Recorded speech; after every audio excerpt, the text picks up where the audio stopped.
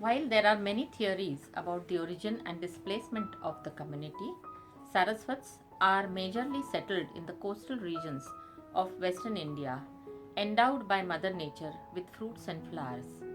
Trees like coconut, betel nut, alfonso mangoes, mangosteen, that is ratamba, cashew, jackfruit, bananas are found plenty in the region.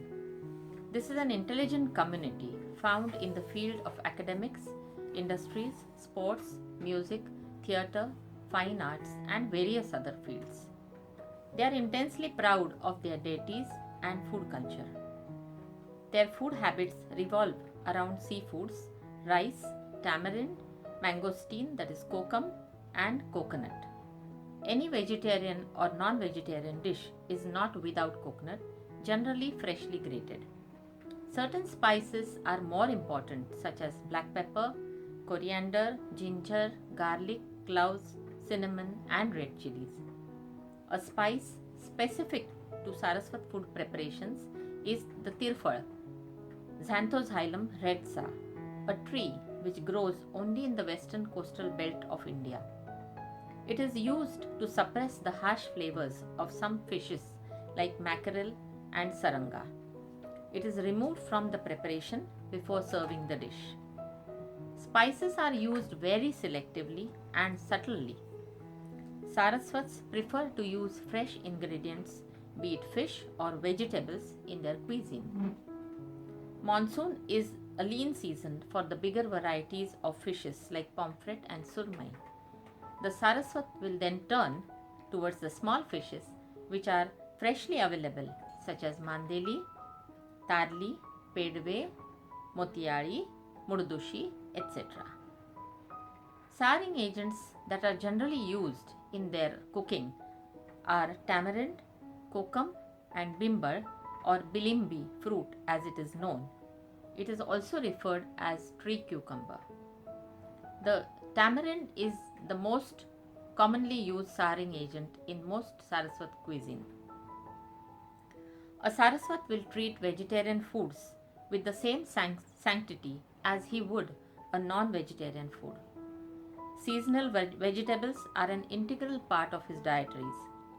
A leafy vegetable or a root vegetable or another vegetable will always be included in his diet. Sprouts of peas, whether black, green, or white varieties, are some of his favorites, and family favorites are val and kurit. Among the cooking oils, coconut oil is the preferred oil over the ages. It is used for seasoning as well as frying. However, groundnut oil has also made its way into Saraswat kitchens. The Saraswat meal will always end with kadhi bhat, that is rice which is mixed with kadhi. Kadhi is a preparation made with coconut milk and the juice of mangosteen, flavored either with green chili and coriander or garlic and black peppercorns. Sweet dish has a definite place in a Saraswat dietary. Coconut or its milk is an integral part of the recipe, like in the case of hot steaming shavia or vermicelli, floating in coconut milk which has been sweetened with jaggery and flavored with crushed cardamom. Mouth-watering patolis, coconut jaggery mixture coated in rice flour paste and steamed while being wrapped in turmeric leaves, is a very important culinary item in a Saraswat kitchen. The pale yellow color and subtle flavor of turmeric is enough to end the meal perfectly. Green gram or chickpeas, chana dal preparations like kadhan are irresistible and also nutritious. In short, Saraswats are food connoisseurs.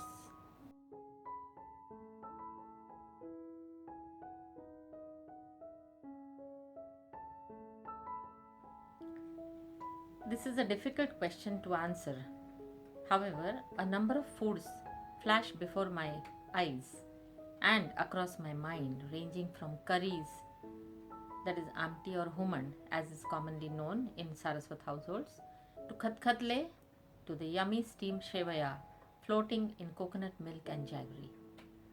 Childhood memories of rice mixed with homemade ghee or milk or buttermilk eaten with fish are still fresh in my mind.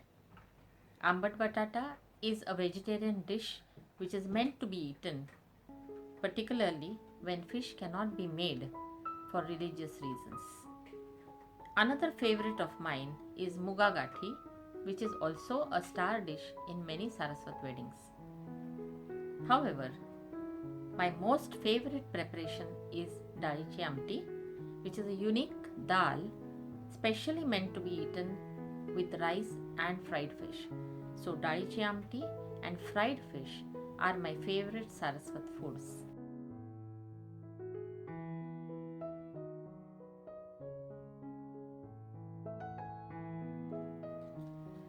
Overall, the Saraswat diet can be termed as nutritious. It is protein rich since animal foods are consumed, predominantly seafoods are consumed. Plant foods like the lentils, beans, pulses, and legumes give good amounts and good quality of proteins.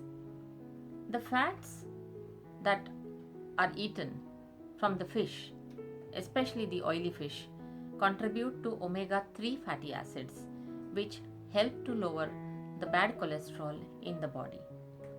Coconut is a rich source of medium chain triglycerides, which are beneficial to persons with malabsorption problems of absorption of nutrients in the body. Fish liver oils give a large amount of vitamin D, which is so necessary for strong and healthy bones. Small fish is usually consumed with the bone, thereby supplying calcium. So, calcium and vitamin D are supplied adequately in a Saraswat diet. Virgin coconut oil today is being touted as a good ingredient for immunity against several viral infections. This oil is being used by Saraswats for ages. Not only the oil, but the coconut as a whole is consumed in the fresh and the dry form. Since all food groups that are being used in the diet are adequate in fiber, minerals, and several micronutrients, one can definitely conclude that yes, overall, a Saraswat diet can be termed as nutritious.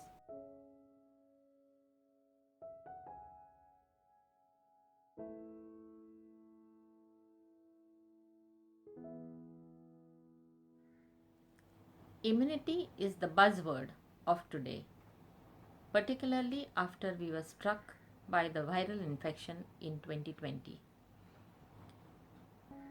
In order to improve the body's immunity, it is necessary to consume a balanced diet which provides adequate protein to the body, since proteins build up immunity to a very great extent.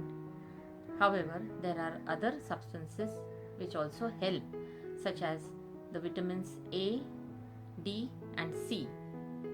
So, these vitamins, along with good amount of protein intake and minerals such as iron, zinc, and selenium, will help to build up immunity if consumed on a regular basis.